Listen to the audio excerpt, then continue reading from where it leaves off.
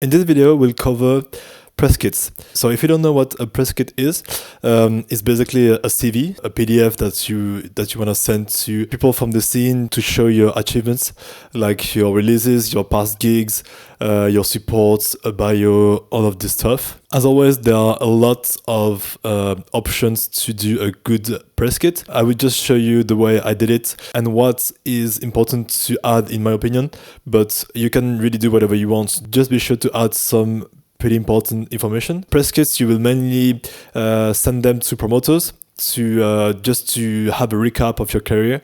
It's an easy way for them to check on like where did you play, where did you release some tracks, and just like a CV, you want to be sure that the press kit is pretty easy to read. Like everything has its own space.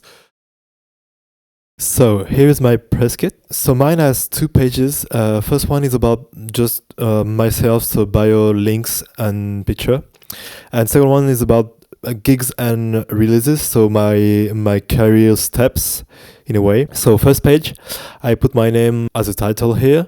Then I put a French bio because I studied in France, so that was making sense to have a French bio. If I would recommend to put 2 bios like this. So first the language of the country where you are living, and then another one in English. You will have to use an English bio if you have some international gigs. Here is what I've written on mine.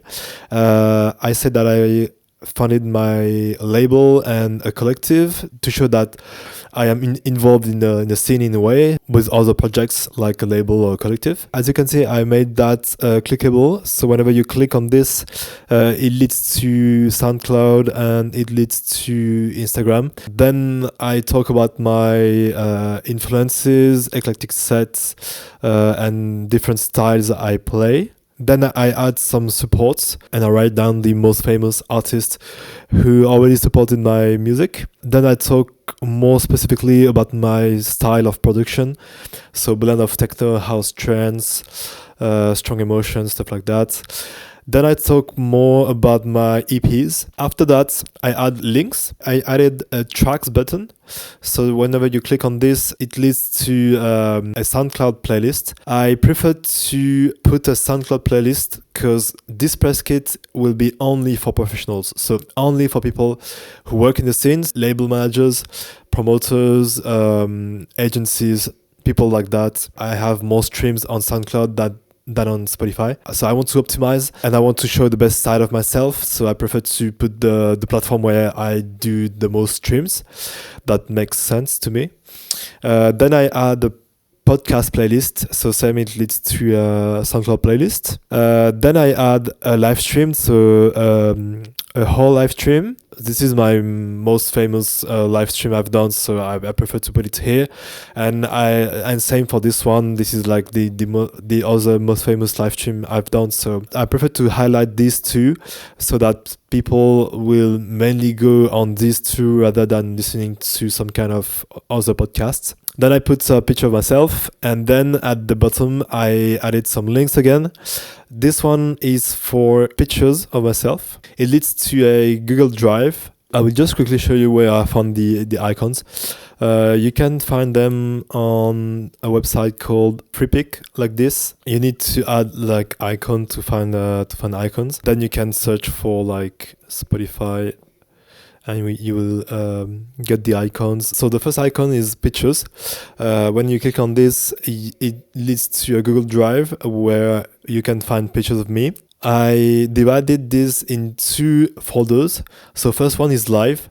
So this is pictures of me playing, and the other one is press. So this is pictures of me like photo shooting, high quality. Then the other icons are Spotify, Instagram, SoundCloud, and an email.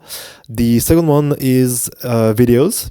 It leads again to a Google Drive of videos where I put all of my videos I got from gigs. I try to keep it simple, like not too much videos. As you can see, there are like 3-4 videos per folder.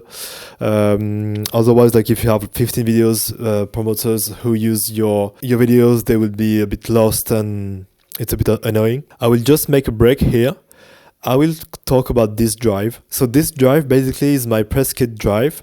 As you can see, I've created a folder on Google Drive. You can create a Google Drive from a Gmail address. So just create a free email address and you will be able to access Google Drive. As soon as you have your Google Drive, you will create one folder. I named it pack, but you can name it however you want. It's important to create only one folder because whenever people ask you for your PRESSKIT, you can just right click on this folder, then share, then copy link, and then you can and the link will be copied. And inside this folder, there will be everything related to your PRESSKIT, so pictures, videos, and the PDF document that we are currently covering. That's why it's pretty nice to only have one link including everything related to your PRESSKIT. And so in this pack, you will create 3 folders. First one for pictures, as we already covered, so live and press. Second one, videos, as we already covered as well.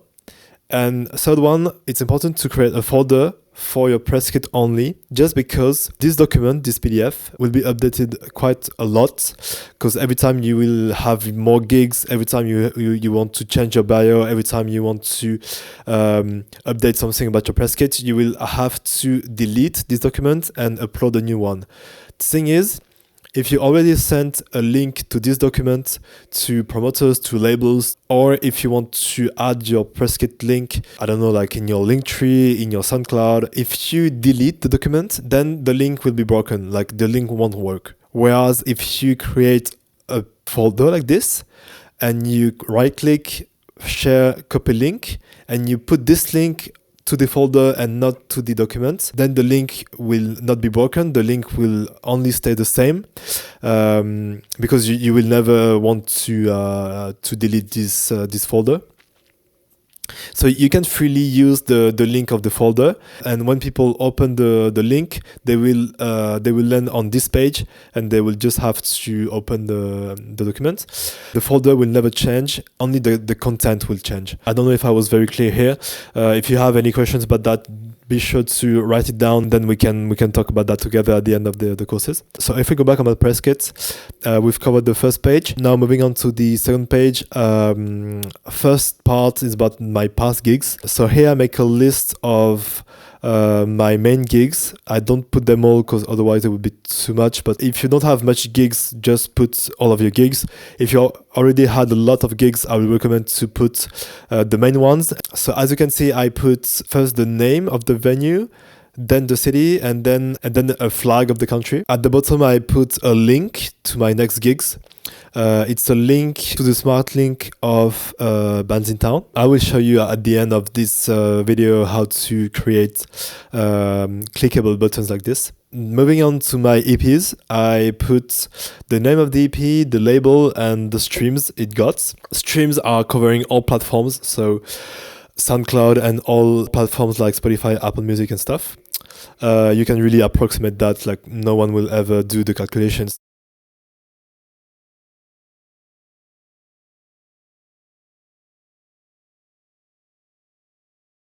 And whenever you click on it, it leads to the SoundCloud playlist.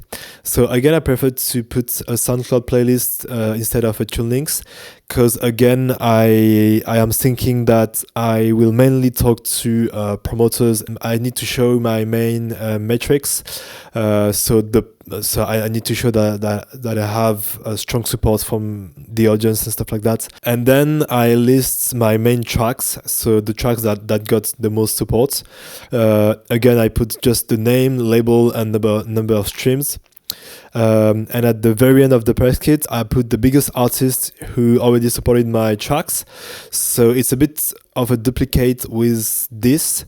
But I wanted to highlight that I got support from big names, because probably promoters don't bother to check on your bio. That's all for the PRESSKIT part. If you don't want to bother doing your own PRESSKIT, I can handle that. I can do it for you. It's part of the additional services I can offer. Now I will just show you how to add some clickable links like this. So you need to go to a website called Sejda. Then you can add a PDF. Then you need to click on links here. you will hover the word that you want to be clickable, and then you will just add the URL that you want to link, then apply changes, and then you can download the PDF again. Everything is free, so it's pretty cool. And that's all for this PRESSKIT video.